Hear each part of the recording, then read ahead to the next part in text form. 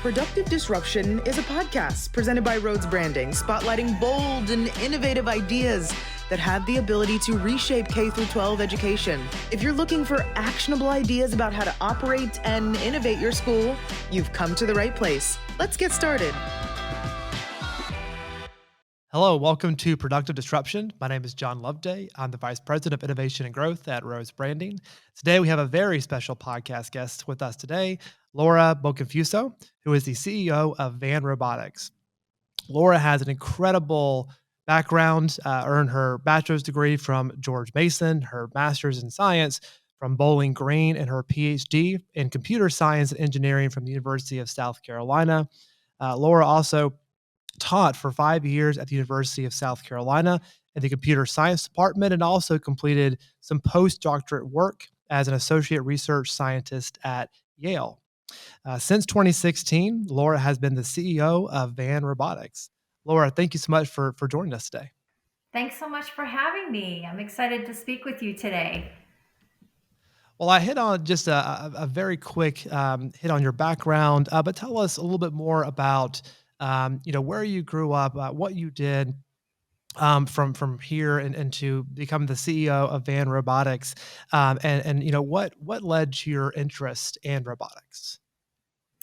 Great question. It was a very long and torturous path to get to robotics. I have to say, when I was an undergrad, I thought I was going to go into advertising. I enjoyed writing very much. I was a major in technical writing, and so my pathway certainly didn't indicate that I would be going into an engineering field, and much less start a robotics company.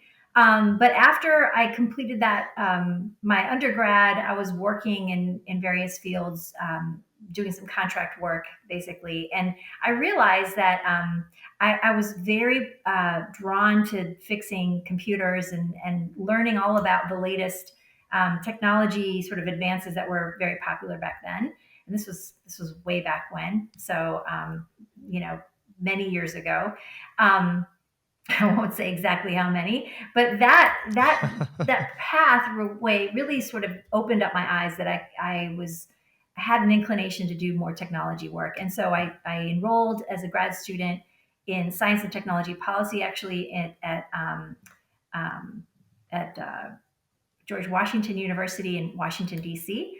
And then soon found that was much more policy related, and then eventually started my master's degree in computer science. And so, very long, torturous path to find the right place for my work. But I think it was a really important pathway because a lot of the writing skills, a lot of the communication skills I built up as an undergrad and thereafter really made the difference when I became a PhD student publishing papers on the research work that I was conducting. So it all kind of came together. I think, all experience is good experience as long as you know that you can leverage it and that you should as much as possible to help what you're doing currently.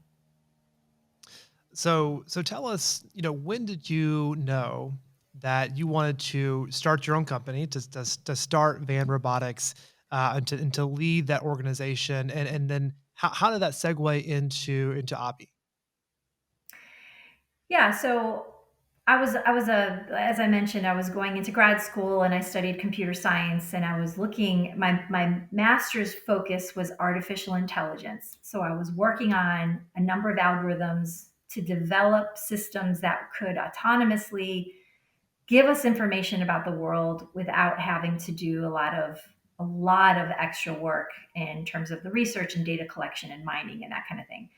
So that work really led me into more of the robotics field. And so as a PhD student, I focused the AI background that I had achieved as a master's student on robotics to really understand how we can make these robots that are going to be present in various aspects of industry, and that was growing, certainly still is, how we could really apply the AI to robotics. And so that's my PhD focus, was all AI enabled robots. How do we make robots smart enough to actually help people overcome learning challenges? And that was really the focus of my dissertation.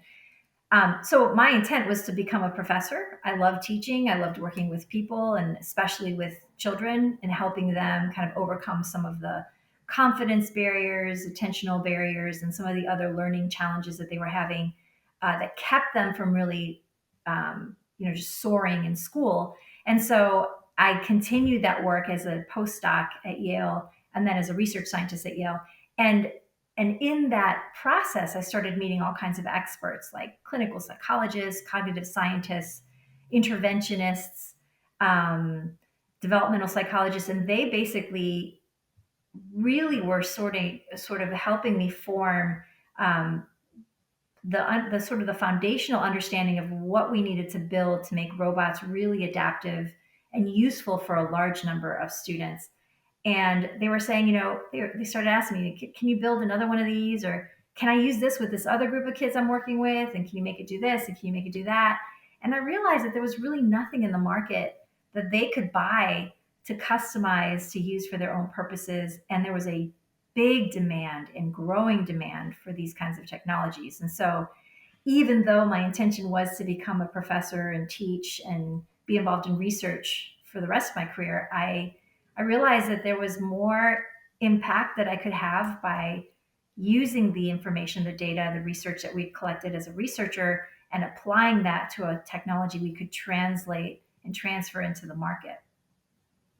That's great. Yeah, it's interesting in life. We have all these plans, and they rarely work out the way we plan them to. So But true. ultimately, we usually get to the right destination. But the focus of course, our podcast is to really highlight people and ideas that are really disrupting in a positive way the K-12 space. And I think that what you guys are doing with ABii and Advanced Robotics as a whole really highlights that. It fits perfectly. So how do you think ABii and what you guys are doing, how is it providing some productive disruption in the K-12 space? I can honestly say I've been in a school building as recently as 6 months ago, and I've seen an ABii robot in school buildings, and I've heard firsthand how much folks really enjoy them. And so, how do you see that disruption from what you're doing?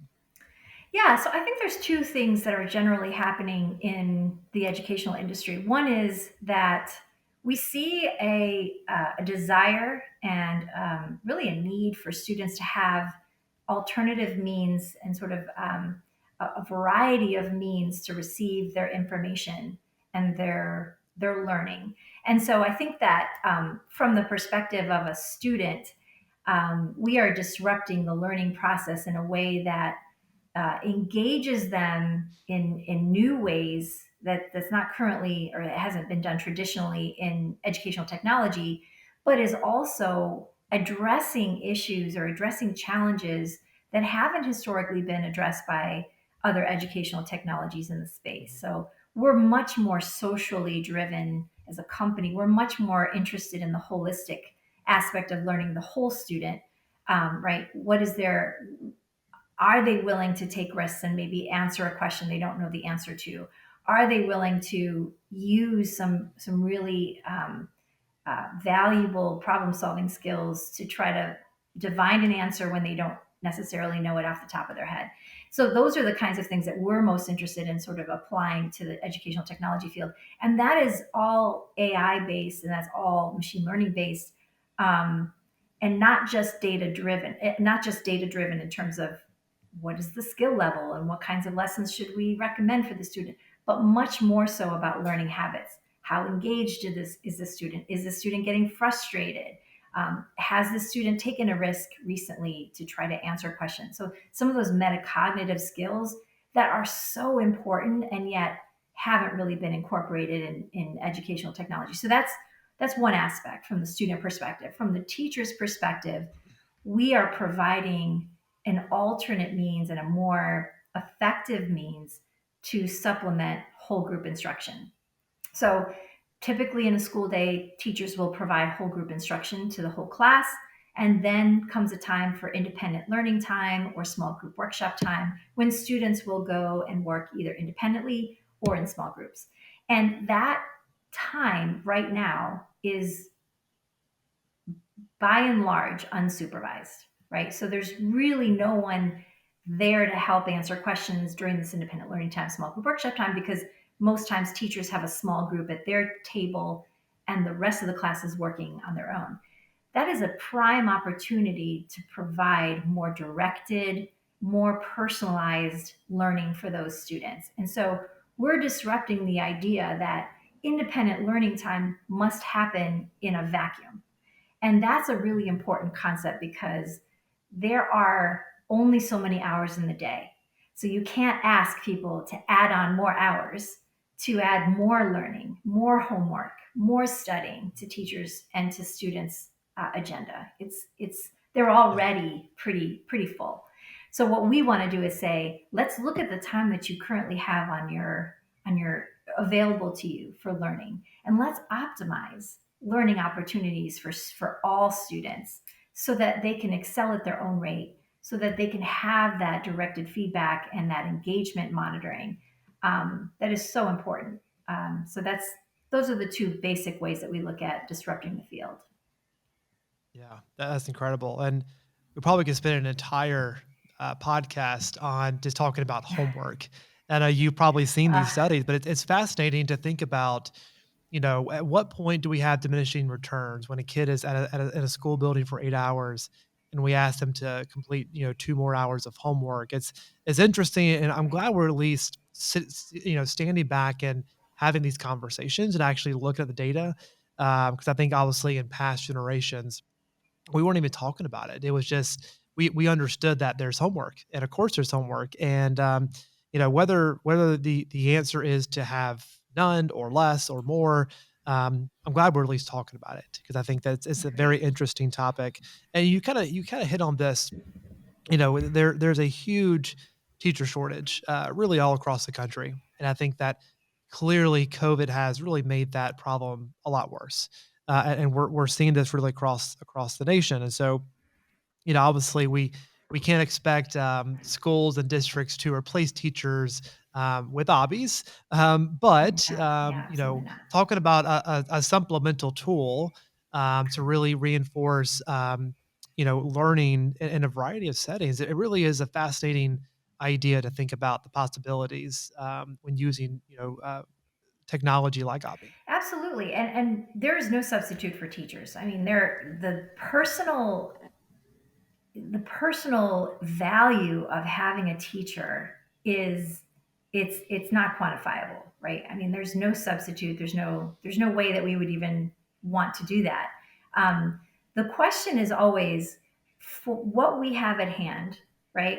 The problems that we see, the challenges that we see in learning, many of them come down to having the ability to work through problems and to work through the thought process of how to solve problems, to build the better learning habits, right? To build improved learning habits that student can take and apply to any field, whether it's math or reading or science or history or starting a new business, right? So that I think is where we start, right? Is the understanding that if we could have sufficient numbers of teachers in the classroom to provide that one-on-one directed learning for every student every day, there would be no need for a product like ABI.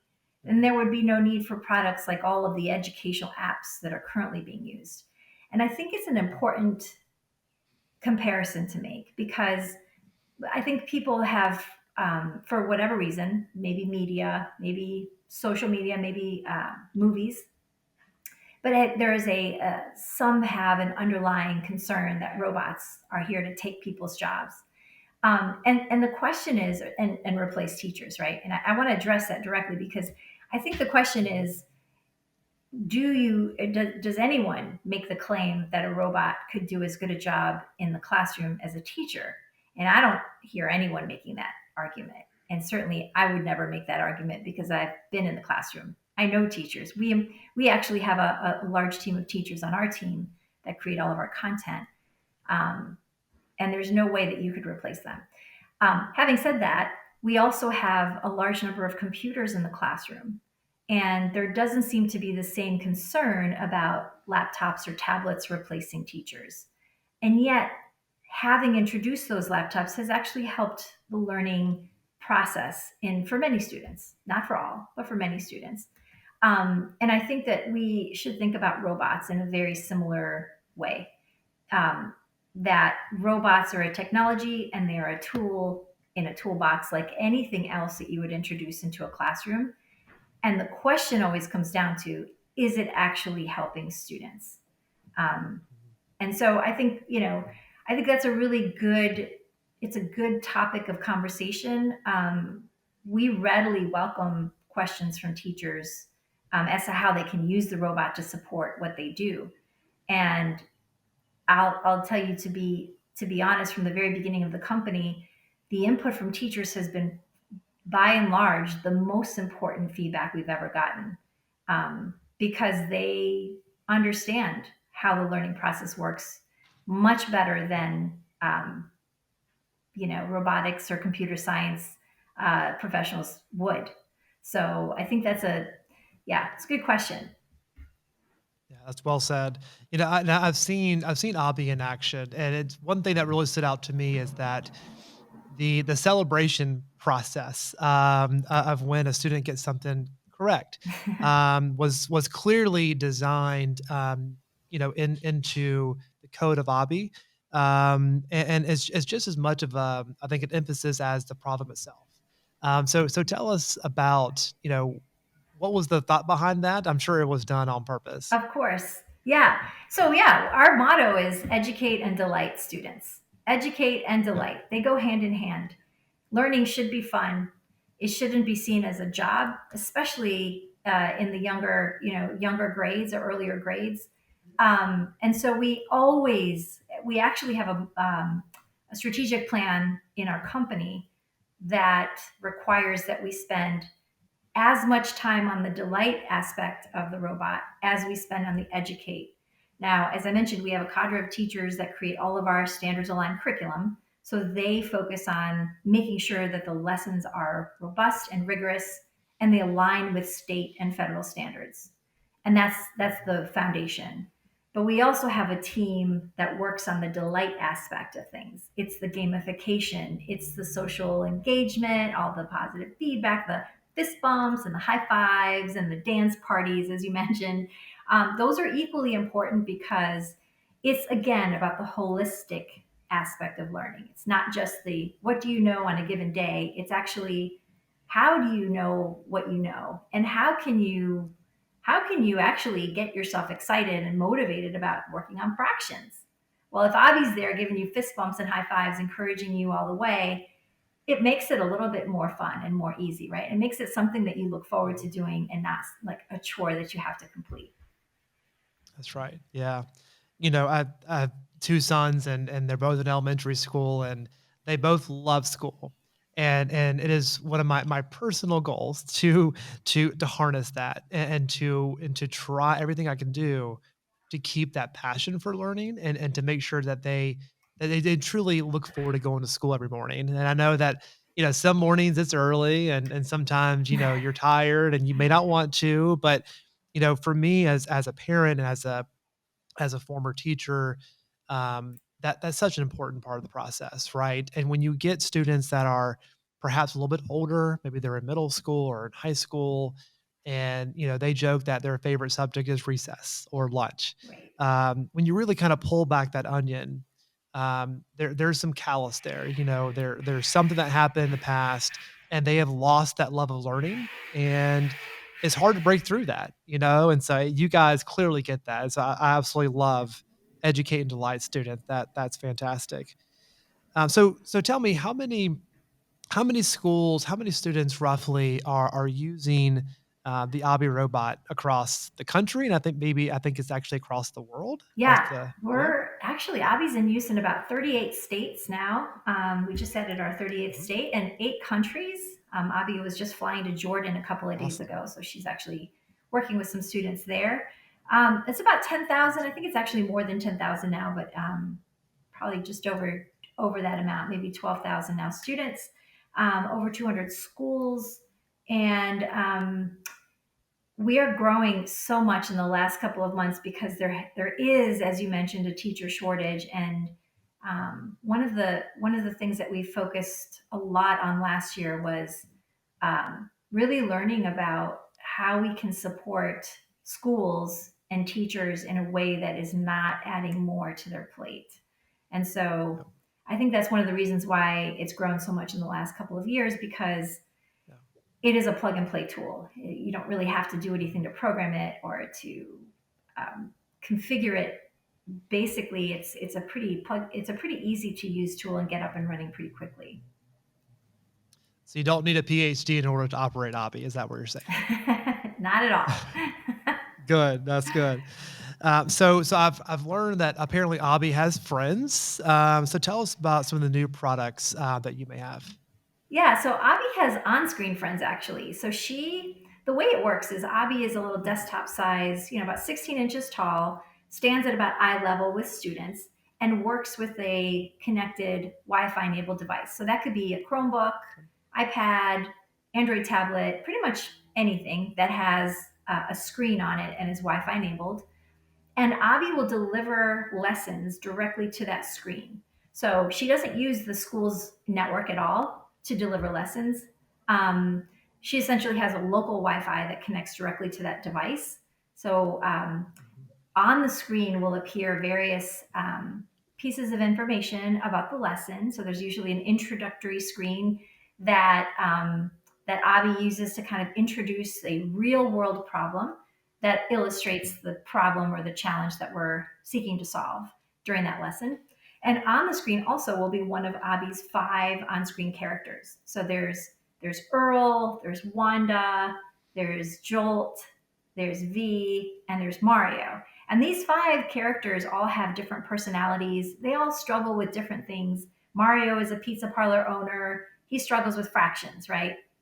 So he's continually running into fractions problems that he needs to help solve. Wanda is a world traveler. She has trouble with conversions. She has trouble with the metric system. So she struggles with some of these common things that she runs into regularly. Earl is a cute little character who basically loves comic books, but he's got a hard time paying attention in class. He struggles a lot with attention. And so basically, each of these characters were designed to embody some of the common challenges that we see kids have. And the whole ecosystem is that ABI is sort of an older peer that helps these on screen friends solve these problems. So a typical lesson will begin with ABI introducing, Earl, hey, John, it's great to see you again. Welcome back. I just woke up this morning and got a message from Earl, and Earl's on the screen. He told me he fell asleep on the bus again and he has to figure out how far he is from his home. Can you help me help Earl solve this problem? Calculate the number of miles that he is from his home, something like that, right? And so the idea is that the student is actually participating in the solution with ABI to support the on-screen character. So it's a low pressure team building kind of idea that the student is really involved in this triadic, social sort of group that is also helping solve a problem for someone else, right? And so people talk about SEL, right? I'll just kind of branch, just put a little a mention in. Social emotional learning is so important. We try to build that in to our lessons and bake it into the lessons in that um, we make reference to these things a lot, even when solving a math problem or a reading problem. Mhm. Yep. Yeah, and I think that social emotional learning, soft skills, there's been so many things I think, especially over the past couple of years, that really have really been re-highlighted perhaps, and folks really understand that we have to get back to really I think the basics in some instances. Of course, standards and academics are so vitally important, but I've experienced it. You get sometimes young professionals that are right out of college. They're 21 years old, and the social skills, the social intelligence. Um, it's just not always there. But you also think about what kids have experienced the past 2 years and, the mental, pressure that is put on a lot of students, and so that's really fascinating to think about. Um, you know, I'm sure you probably didn't think 6 years ago that you would be 8 different countries and 38 different states, and having the impact that you're having, it's truly remarkable. I know you're so proud of that. Where do you see, I'm sure you're thinking ahead, where do you see van robotics going the next 5 years or 10 years? What's gonna be next for you guys? Yeah, so we actually started a project that's been somewhat in stealth mode for the last 3 years, which is a new robot that is really designed to support older adults with some mild cognitive impairment. And that project is really intended to support the growing population of older adults that are either in living assisted living homes or living at home with a caregiver, that need a little bit of extra support and maybe just an alternative way of staying cognitively sharp. And so the robot that we've been building over the last 3 years, which is in clinical trials right now, is called Mari. And it's really designed to tutor older adults piano. So instead of having ABii teach sort of K through 5 students math, reading, social emotional learning skills, Mari is designed to teach basic piano skills and then level up those adults as they gain some skills mastery along the way. And so Mari is also very supportive, offers a lot of the similar kind of social engagement support that ABii does, but at a sort of more appropriate adult level. I love that. As someone that, and I know a lot of folks that are listening to this podcast can relate to this. But I had two grandparents that suffered late in their lives with dementia and Alzheimer's, and that is such a neat thing you guys are working on, and we'll be following that very closely for sure. I love to hear that. You mentioned this a few times, throughout the podcast, but tell us, how are teachers beginning to gauge, truly how effective Abi can be, and supplementing and supporting kids in their learning process. Yeah, so we are still very actively engaged in empirical research. So since our background has all been academia, and a number of us on the team actually hail from uh, different universities. Our CTO Aditi Ramachandran and I met when we were both at Yale, and so we're very familiar with conducting empirical research and field studies. So we continue to do that. Every year, we've conducted a field study since the founding of the company. The last 3 years, we have won the South Carolina Department of Education Innovation Award, which has allowed us to support schools to look at the pre and post test scores for students working with ABI. So we can actually measure how much do students improve without ABI using other sort of online apps compared to another group of students in the same age group in the same school using ABI. And what we found is that the empirical evidence shows that the students working with ABI, and especially those who are low performers, right, below proficiency at the pretest, those students statistically significantly improve, more students improve, and they improve by bigger score changes compared to the online apps group or the control group. And so when we introduce ABI into new schools, we always share this brief report from the South Carolina Department of Ed, that we've compiled over the last 3 years.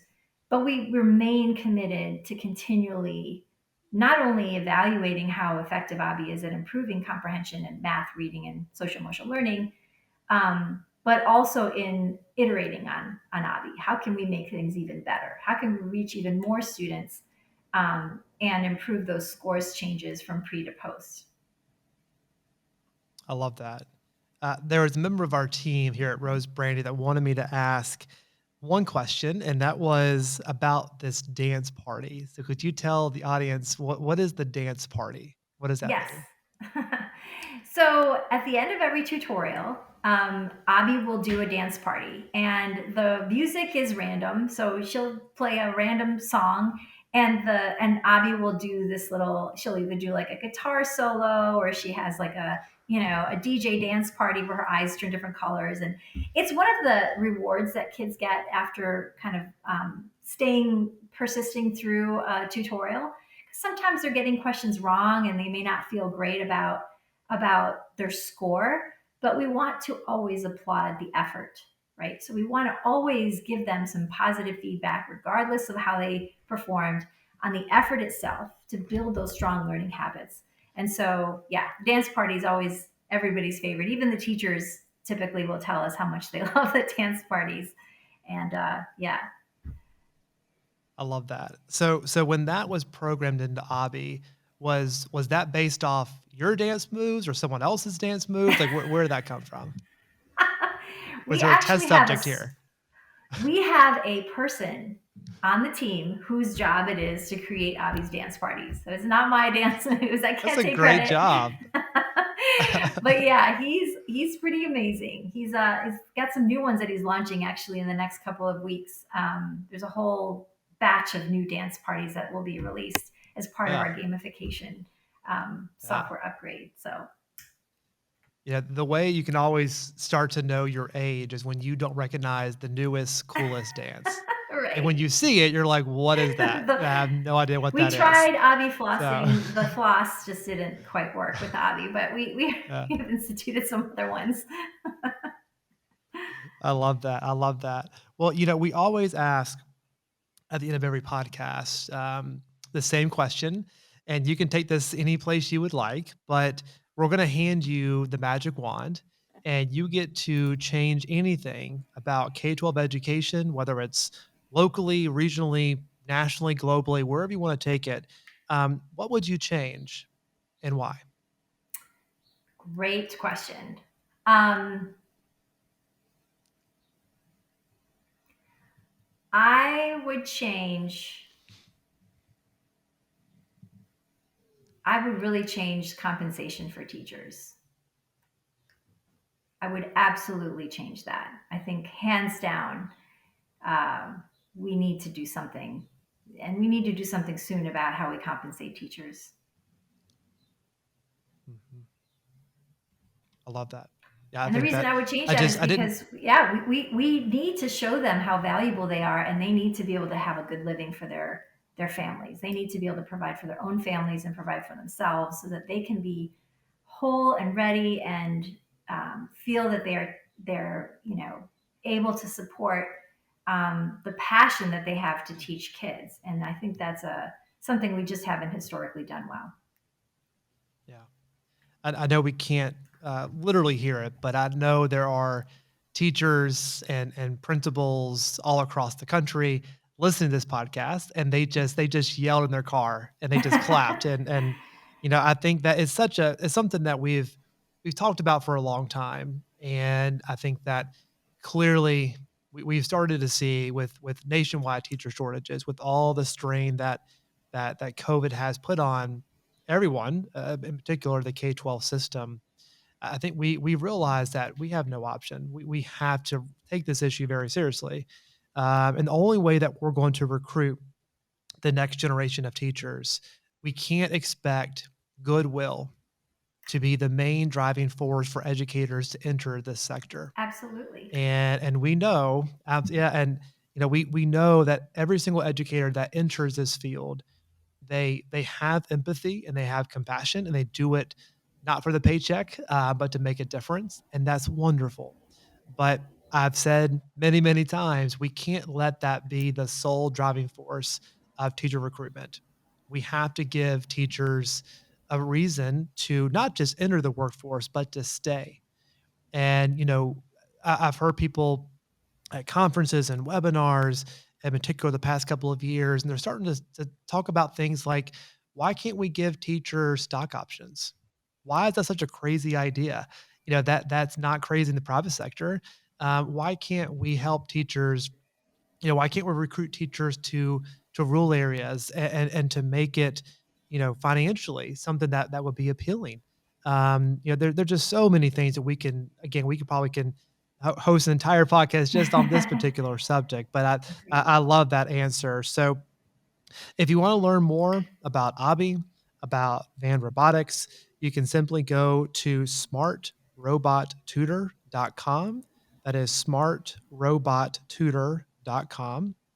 And Laura, again, we appreciate your time, your expertise so much.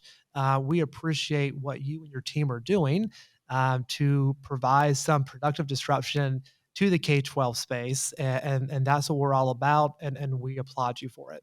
Thank you so much. Thank you so much. I likewise, I'm so happy to be here, and I'm really excited to be featured on your podcast. I think what you all are highlighting is so important. So thank you. Laura, thank you so much for joining us today. Thanks again.